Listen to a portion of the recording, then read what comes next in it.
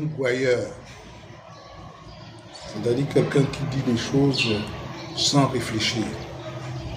Georges Paga, ça fait longtemps qu'il est dans la société civile et ça fait longtemps qu'il tire à boulet rouge contre les politiques,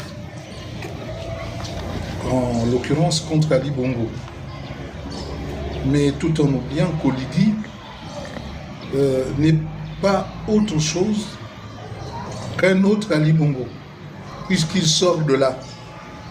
C'est sa fabrication. Georges Paga est un gouailleur. Il parle beaucoup, il fait du bruit comme un tonneau vide. Si Maranga Moussavou a eu des scores minables, cela veut dire que le coup d'État d'Oligui ne se justifiait pas. Ça veut dire qu'on donne du crédit aux résultats sortis des urnes. Concerne les résultats, en l'occurrence les derniers résultats. Comment des gens réfléchis peuvent dire Maranga Moussavou a toujours eu des résultats minables, tout en disant par ailleurs que les résultats, dont lui, Georges Paga, que les résultats avaient toujours été manipulés. Et de justifier le coup d'État de 2023 parce que les résultats n'étaient pas ceux sortis des urnes. Mais il ne s'agit pas d'autre chose que des résultats de tous les candidats, y compris les résultats de Pierre-Claver Maranga Moussavou. Si je n'ai jamais répondu sur cette question, c'est parce qu'on répond aux imbéciles par le silence. Vous condamnez les résultats sortis des urnes et vous donnez du crédit à des résultats concernant un candidat, en l'occurrence Pierre-Claver Maranga Moussavou, parce que vous ne l'aimez pas. Même si le ridicule ne tue pas, il faut quand même s'étonner d'une telle argumentation. Mais je vous dirais, on ne peut pas se mentir à soi-même. Maranga Moussavou est le seul homme politique gabonais qui est dans les affaires. C'est le seul homme politique gabonais qui peut vivre en dehors de la politique. Et c'est le seul homme politique gabonais qui peut dire qu'il est rentré au gouvernement compte tenu de ses états de service en qualité de ministre d'État. Pas ministre délégué, pas secrétaire d'État, pas ministre, ministre d'État. Et qui en est sorti vice-président de la République.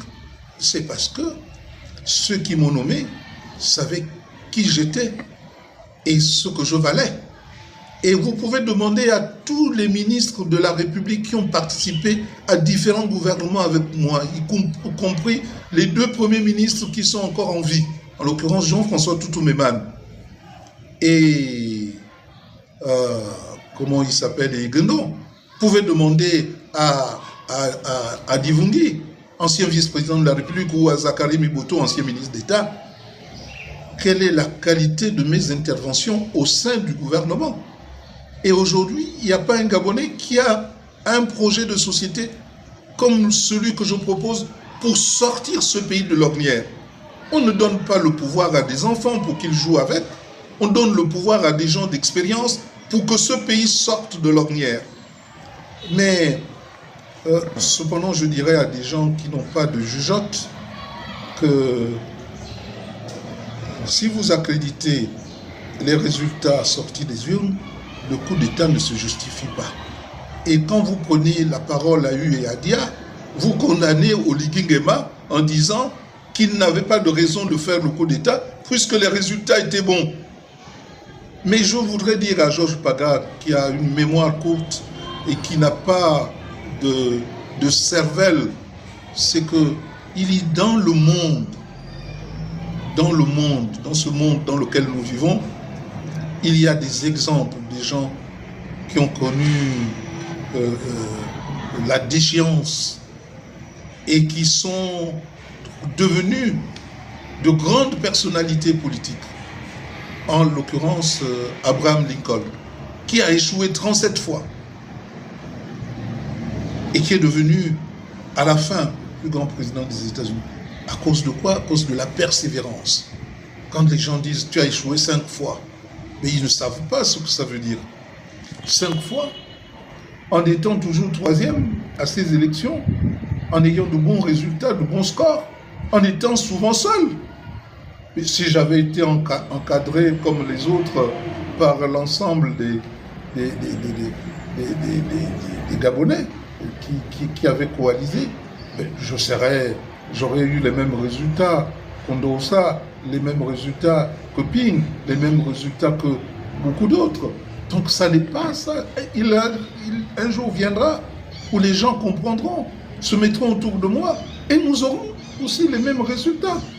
Parce que cela va de la volonté de tout un peuple de faire confiance en une personne. On ne sait pas ce que cette personne aura fait de concret, mais on aura décidé que c'est cette personne-là. Donc il ne faut pas venir se bosser de l'idée que Malanga Moussavo, même si je peux être candidat 20 fois, 30 fois, 100 fois, mais c'est ma liberté. C'est ma liberté. Pourquoi entraver à ma liberté? Et surtout que de tout ce monde, je suis le seul, sans me vanter, à avoir un vrai programme, un vrai projet de société. Alors, projet appelé divin. Alors pourquoi m'empêcher de servir à mon pays un projet qui devrait faire l'envie des autres peuples? Parce que j'aurais échoué 5 fois. Mais si j'abandonne la lutte politique, tant que je suis en bonne santé, tant que j'ai des idées en place, mais ce que j'aurais été un lâche dans ma vie. Et puis, Georges Paga peut savoir que si on compare sa vie à la mienne, je ne parle pas des autres Gabonais, mais de lui. Je crois que j'aurais mieux réussi ma vie que lui. Lui, il vient à peine d'être nommé au Conseil économique et social. Avant, il vivotait. Avant, il mentait aux organisations internationales qu'il faisait de la société civile. Aujourd'hui qu'il a de quoi manger, il est incapable de dire la vérité.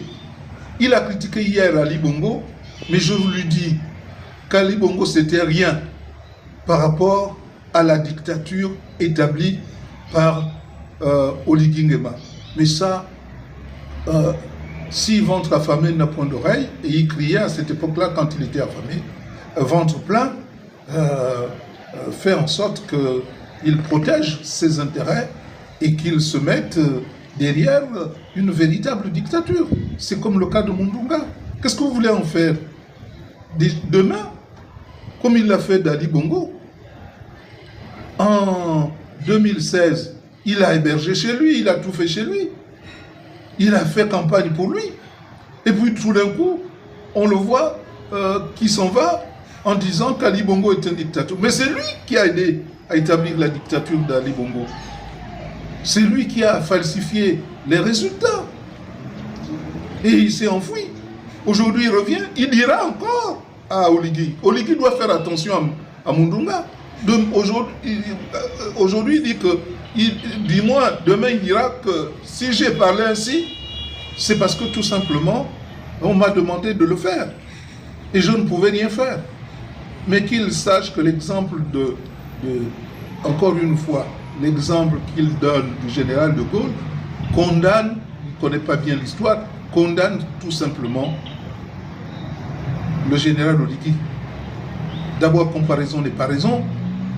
Oligui sort de la garde républicaine pour faire un coup d'État contre celui qu'il était censé protéger, alors que le général de Gaulle a libéré tout un pays de l'oppression, de l'envahissement par les nazis de la France, aidé en cela par les États-Unis, par les Britanniques, par l'Afrique. Et il est arrivé à la tête des troupes, mais il ne s'est pas arrogé le pouvoir. Il est resté un temps, et ensuite il est parti. C'est le peuple reconnaissant qu'il a fait revenir pour dire « nous avons des problèmes, faites quelque chose ». Ce n'est pas le cas d'Oligui. Donc, je suppose qu'il invite Oligui, après avoir fait le coup d'État, au bout de 2 ans, de respecter sa parole, parce que le général de Gaulle est un militaire qui respecte sa parole, de respecter sa parole, de quitter le pouvoir comme il a dit, de remettre le pouvoir aux civils, et puis après, d'attendre tranquillement que ces civils viennent à lui pour lui dire, Monsieur le Président, nous n'avons pas été capables de régler nos problèmes, venez régler les problèmes de notre place, puisqu'il est encore jeune, il a le temps d'attendre. Et puis je voudrais dire à Georges Paga qu'on ne donne pas le pouvoir à des enfants, on donne le pouvoir à des gens matures, des gens qui ont vécu, qui ont la connaissance, qui ont une préscience pour arriver à bien gérer un pays qui va dans tous les sens. Aussi, c'est contradictoire de dire laisser le pouvoir à des jeunes. Dans nos villages, dans nos traditions, on ne laisse pas le pouvoir aux jeunes. On forme les jeunes pour ensuite venir remplacer les vieux.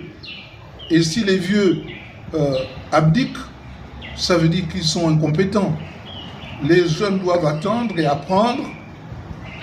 Et quand on est militaire, on doit rester à s'engager, à défendre la nation, mais pas à prendre le pouvoir pour l'exercer à la place de ceux qui ont les qualités, les capacités et l'expérience nécessaire pour gérer.